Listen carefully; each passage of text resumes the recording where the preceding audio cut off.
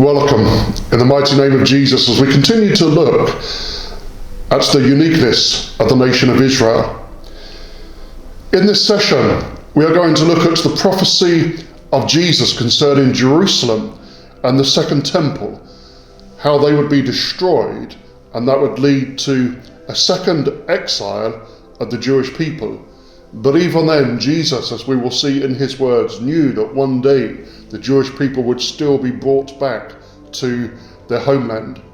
And one of the most stunning proofs of the authenticity of the Bible is found in our discovery of history and the archaeological record that confirms those things the Bible says. You have outside sources from the Bible that confirm its history, and the archaeological record time and time again identifies and proves that the history the Bible talks about was authentic history. But as we've looked at in past sessions, the biblical writers were writing history from God's perspective. They were writing about the activity of God in their day and generation. Now, Jesus was born during the reign of King Herod. The Herodian dynasty was a royal dynasty of Idumean, of Edomite descent, and they had taken over from the Hasmonean rulers because they had Roman support. The Hasmonean rulers had ruled for over a century, but the Herodian dynasty overtook them. Herod the Great became the first king of that Herodian dynasty, and he's called great by history because of his building program. But he certainly wasn't great in the eyes of God. And when he died in the 4th century BC, his son took over, and Jesus was born during his reign. And so as an Edomite, Herod would have understood the threat of the one born King of the Jews. When Magi from the east visited and told him about this, he would have realized that somebody from the line of David would be seen as a far more legitimate ruler than he himself. And so when the Magi suddenly arrived in Jerusalem, it alarmed him, especially as they quoted scripture that they had seen the signs of the Messiah being born. And the term Magi is plural, but the singular term is Magus.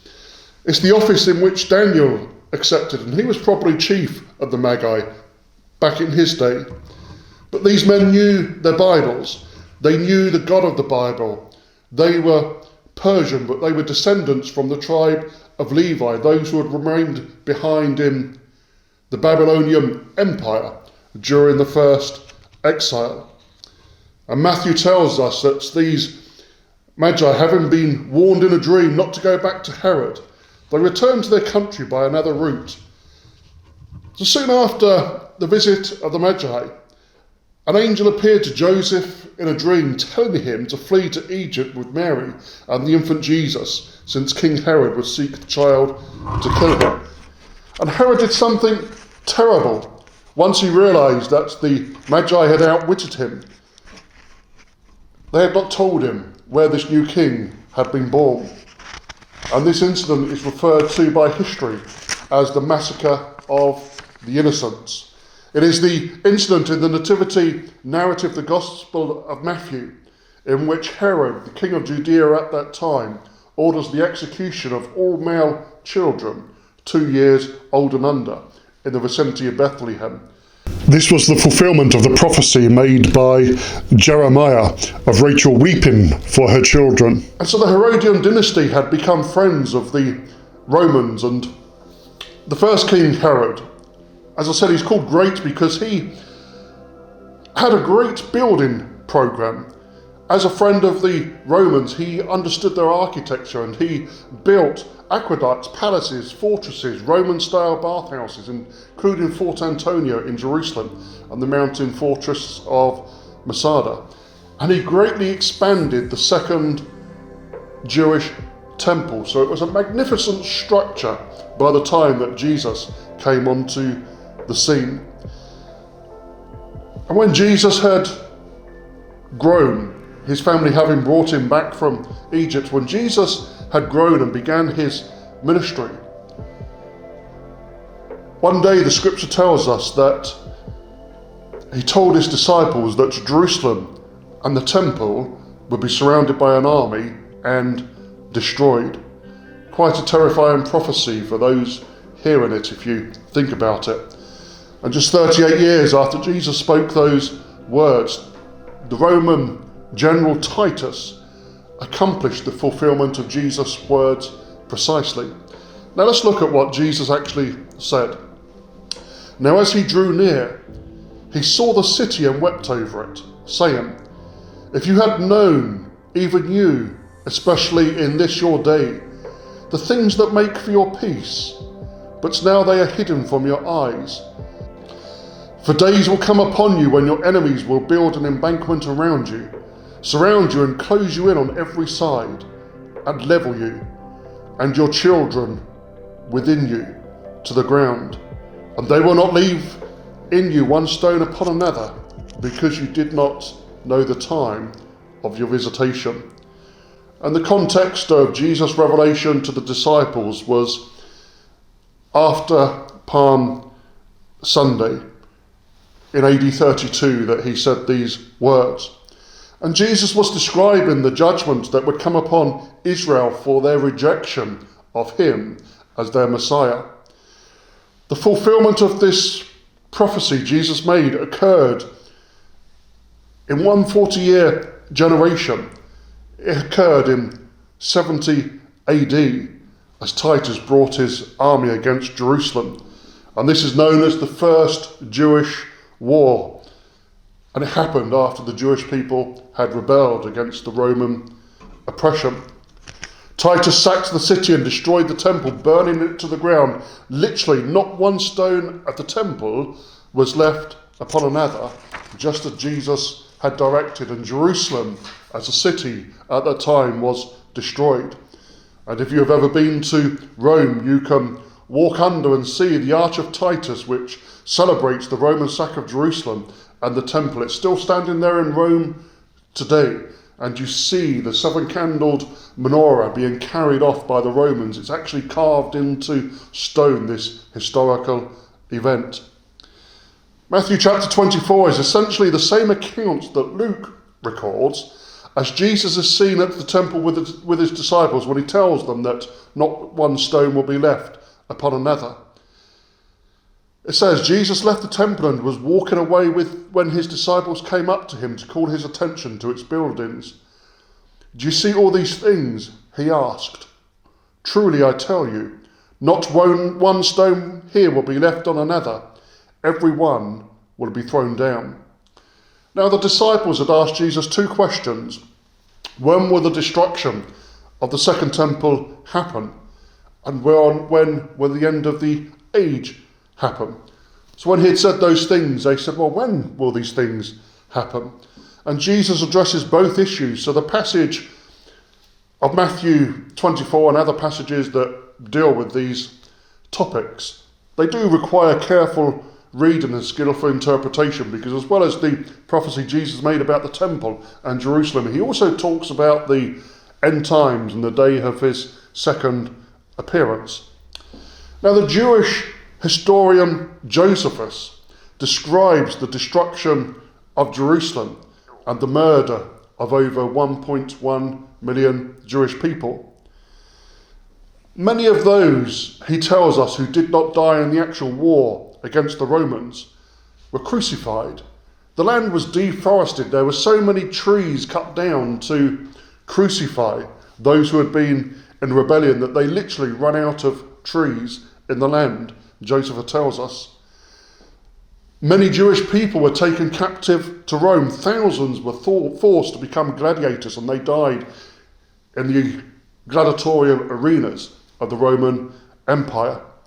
Many other Jewish people who were taken into slavery at the time the prophecy of Jesus was fulfilled were forced to assist in the building of the Forum of Peace in Rome. There's an irony there, I know. But they was also forced to participate in building the Colosseum. So when we see some of these magnificent structures, such as the Colosseum in Rome, they were built using Jewish slave labour of these people taken in AD 17, just as Jesus had prophesied would happen. The entire event of the conquest of the Romans over the Jewish people and Jerusalem and the temple is recorded by Josephus in the book of Wars, and he describes the burning down of the temple in this very harrowing scene. Just listen to this. As the legions charged in, neither persuasion nor threat could check their impetuosity. Passion alone was in command. Crowded together around the entrances, many were trampled by their friends. Many fell among the still hot and smoking ruins of the colonnades and died as miserably as the defeated. As they neared the sanctuary, they pretended not even to hear Caesar's commands and urged the men in front to throw in more firebrands. The partisans were no longer in a position to help. Everywhere was slaughter and flight. Most of the victims were peaceful citizens, weak and unarmed, butchered wherever they were caught. Round the altar, the heaps of corpses grew higher and higher, while down the sanctuary steps poured a river of blood, and the bodies of those killed at the top slivered to the bottom. Jesus had warned his disciples ahead of time to flee Jerusalem before the siege began, and he told them to watch for this sign. He says, "But when you see Jerusalem surrounded by armies, then know that its desolation is near. Then let those who are in Judea flee to the mountains. Let those who are in the midst of her depart, and let not those who are in the country enter her. For these are the days of vengeance, that all things which are written may be fulfilled. But woe to those who are pregnant and to those who are nursing babies in those days. For there will be great distress in the land and wrath upon this people, and they will fall by the edge of the sword and be led away captive into all nations.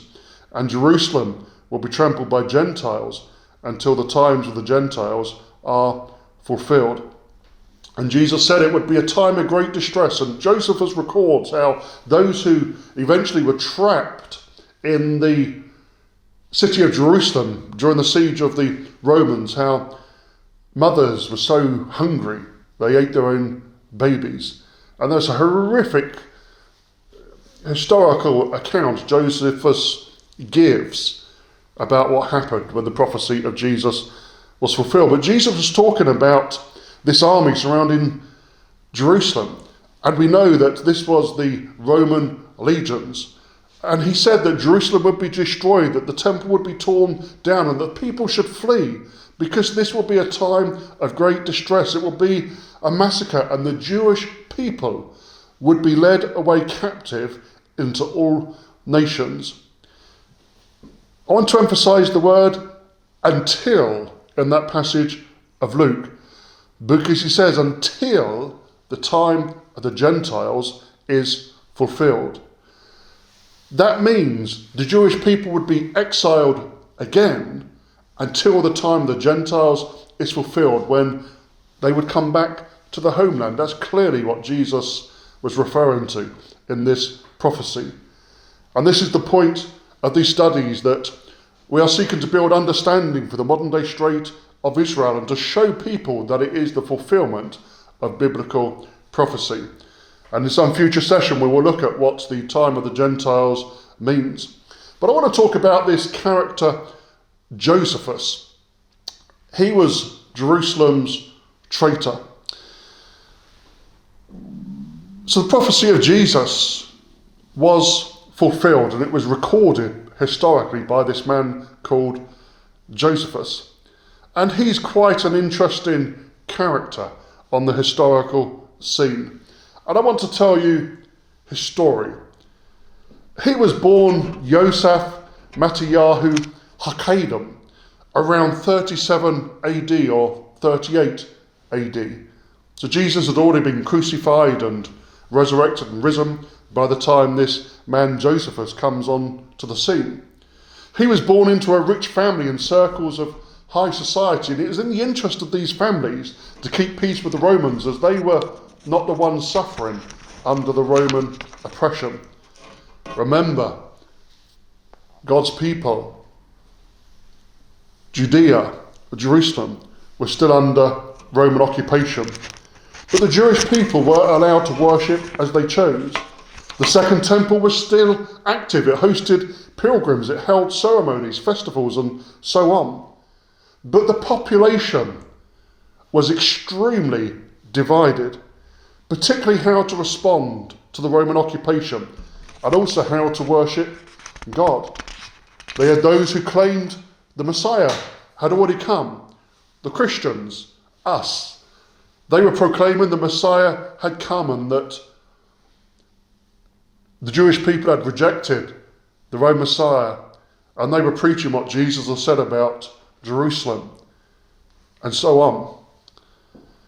And they were telling the people, you have rejected the Messiah. In the temple there was those who had different ideas of how they should worship, and you had a very divided society. You had extremely, immensely rich and wealthy people, and you had those who were very poor and oppressed. And the Romans were highly oppressive and brutal in how they administered justice, but the rich enjoyed preferential treatment. They had a luxurious lifestyle and living conditions, and it was in their interest to maintain the status quo. But the majority of people faced high taxation, poverty, and oppression. The world hasn't changed much since that time, has it? And it never will, because of human nature. That's why the hope of us all is the light of the world who came, Jesus Christ. But this man, Josephus, and I'm going to refer to him as Joseph because his name Josephus didn't come till later. So at this time, he was still Joseph. He was born into a rich family, and so therefore, as he started to grow up, he was highly educated. He was multilingual, and he was very worldly and very privileged. Now, those who did not want to maintain the status quo were the oppressed people. They were known in these times as the zealots, who were ultra-nationalistic, and they pledged their loyalty to God alone. And they wanted the people to rise up in rebellion against Rome. And they would assassinate anybody who they thought was unloyal. They were also called the Sicari because of this long, curved and very deadly knife they would keep under their robes to assassinate people. And so this was the sort of culture that Joseph was born into. He was part of the rich and those who wanted to maintain the status quo, but there was a lot of trouble boiling on the scenes in the society that he was living in. Now, he was recognised as a educated and gifted man, and also a gifted diplomat. And when he was 26 years of age, he was sent to Rome to plead for the release of some rabbis who were friends of his family. They had been arrested for preaching the wrong things according to Rome, and so Joseph was sent there to plead for their release. At that time, the Roman emperor was Nero, and Joseph entered the court of Nero, and he befriended Nero's wife, Poppaea Sabina. She showered him with gifts, and he lived in absolute luxury, and he loved his time in Rome. He thought it was tremendous. Poppaea helped him secure the release of the rabbis, and Joseph spent 2 years in Rome, and those 2 years were detrimental to the future of the Jewish people, because Joseph loved Rome. He loved the architecture, he loved the city, he loved the culture. And when he returned to Judea, the unrest in that society at the time was at boiling point. Rebellion was on its way, and Joseph was greatly alarmed at this. In his time at Rome, he had seen firsthand the full extent of the Roman might and military, and he warned his people. He wrote of the terrifying details of what at that time was the Roman modern weaponry and how lethal their army was. He talked about their organisational skills as an army, their obedience to a chain of command, their strict training regime.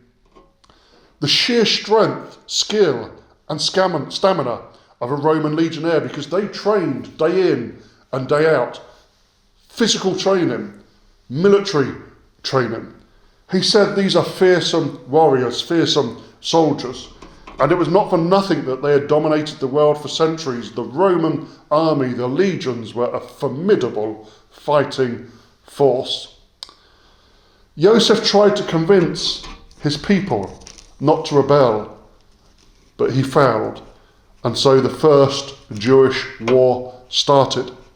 Despite having no military experience himself, against his will and probably under the threat of death, Joseph was pressured into being recruited by the rebels. So he was sent to Galilee to command a group of rebels. But the locals didn't trust him. He was not one of them, and it was clear to them that his heart just was not in the fight. He just did not want this war to happen. And they were very suspicious, the locals in Galilee, of his Roman links, and especially so that he had just returned from Rome itself. Now there was a general called Vespasian. He was a Roman commander, and he was sent to Judea in 66 AD to suppress the revolt. He went with 2 legions, with 8 cavalry squadrons and 10 auxiliary cohorts, and they were under Vespasian's command. His elder son Titus arrived from Alexandria with another army, all coming there into Judea to suppress and to put down the Jewish revolt. Vespasian initially went to the north, and he attacked towns and villages and destroyed everything in his path. They killed the men in battle. Those who did not kill, they did not kill, many of them were crucified.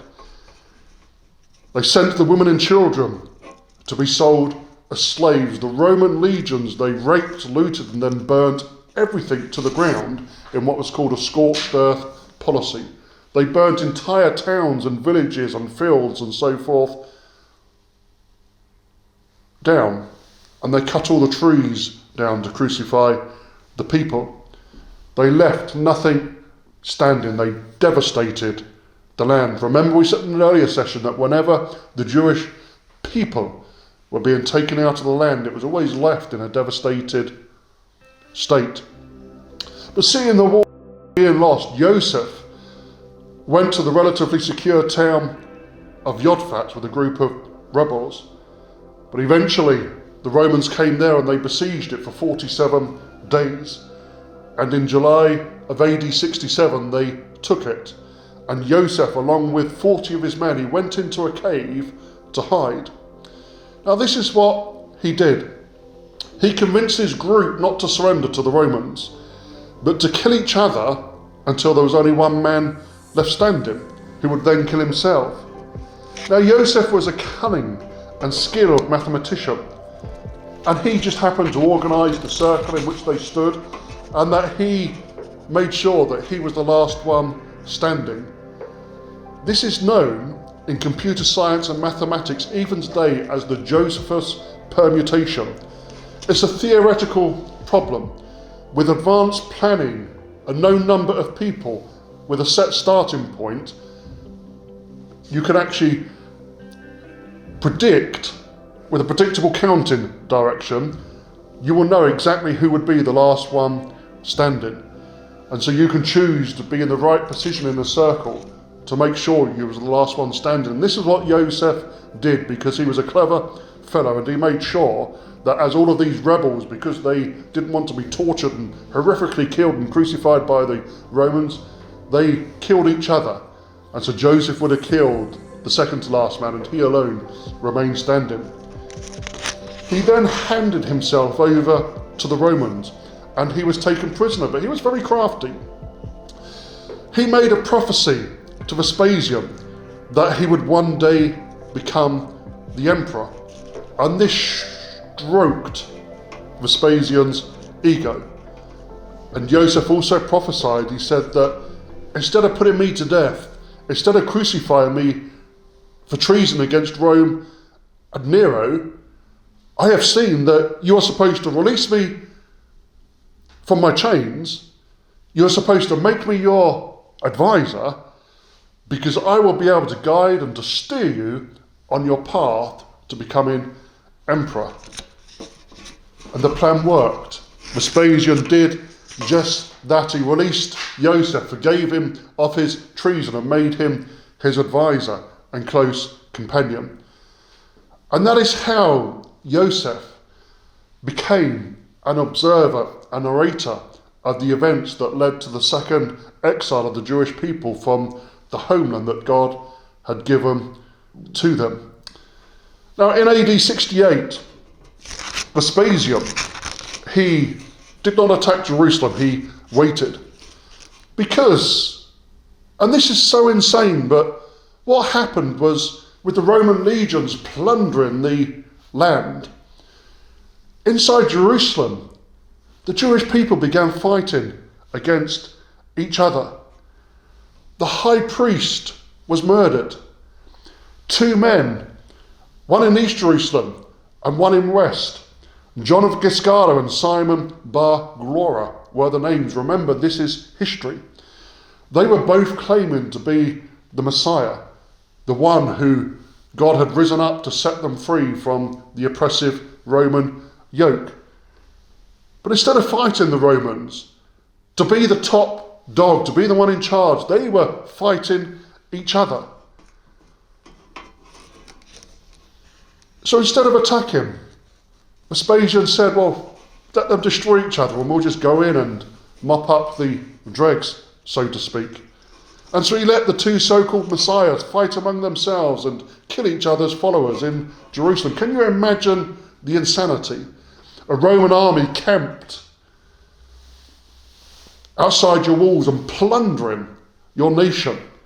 And the people inside the city are killing each other instead of uniting against the common enemy. It's the same insanity that causes many church splits, but that's a different topic altogether.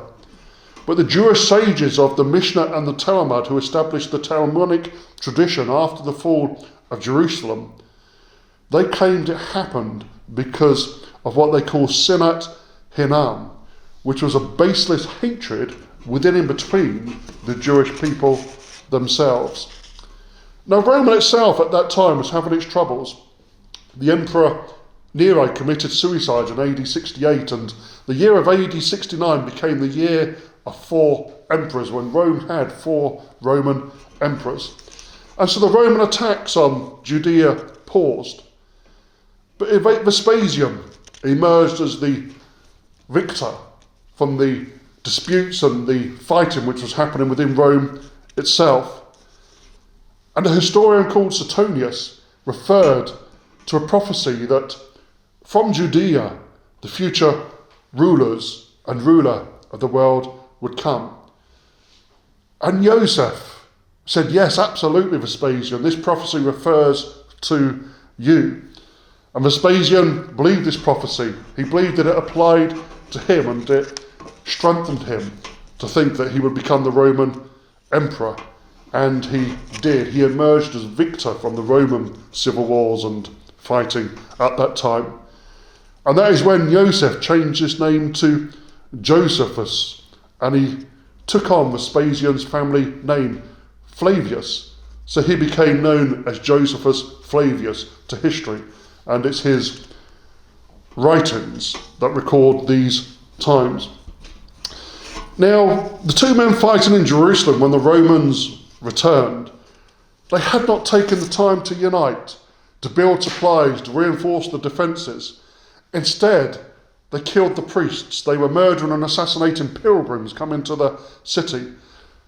They were trying to starve each other out, so they'd set fire to Jerusalem's food supplies. They'd burnt the wheat, the salt, the oil, which could have fed the city under siege for a year.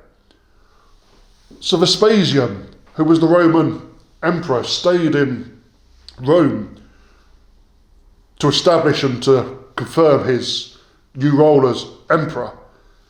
And he sent his son Titus to besiege Jerusalem, and this happened in AD 70. And because of the foolishness of what the people had done inside the city, they soon faced starvation. And Josephus was right by the side of Titus and the Roman legions. He writes accounts of mothers eating their own babies and the horrific details of the sufferings that were happening within Jerusalem.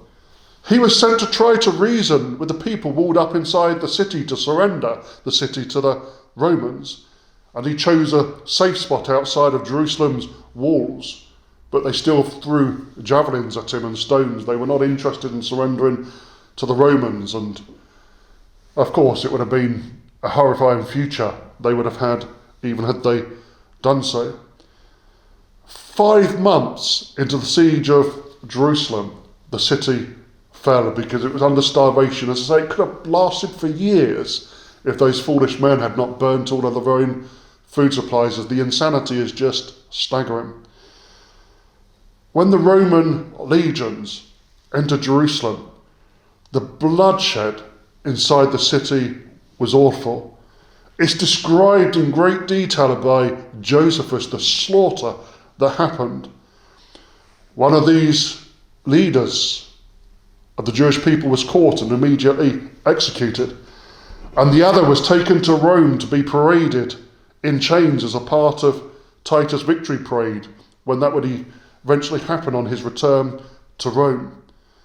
And when we do see that parade, and I say we do see it because it's carved into the arch of Titus in Rome, we see the holy menorah from the sacred Second Temple being carried as tribute and loot by the Romans. And many other artifacts from the temple were paraded through Romans, along with all of the prisoners of war, many who would face death in the gladiatorial arenas of Rome, and others who were taken and dispersed and sold into slavery, the Jewish people, across the Roman Empire. And the Arch of Titus was built 10 years later, after the fall of Jerusalem, by his brother, who eventually became the Emperor Domitian. Archaeological excavations done in the old city of Jerusalem uncovered the huge white stones of the temple where they lay as they fell on that day, when stone by stone Titus demolished the second temple of the Jewish people. He tore it down. And archaeological excavations have discovered these stones. You can almost hear the screams and feel the anguish and pain of the people when you look at these ruins of what happened at that time. But remember, Jesus saw this in his prophetic vision. He saw it, he wept about it, he cried about it, and he announced it.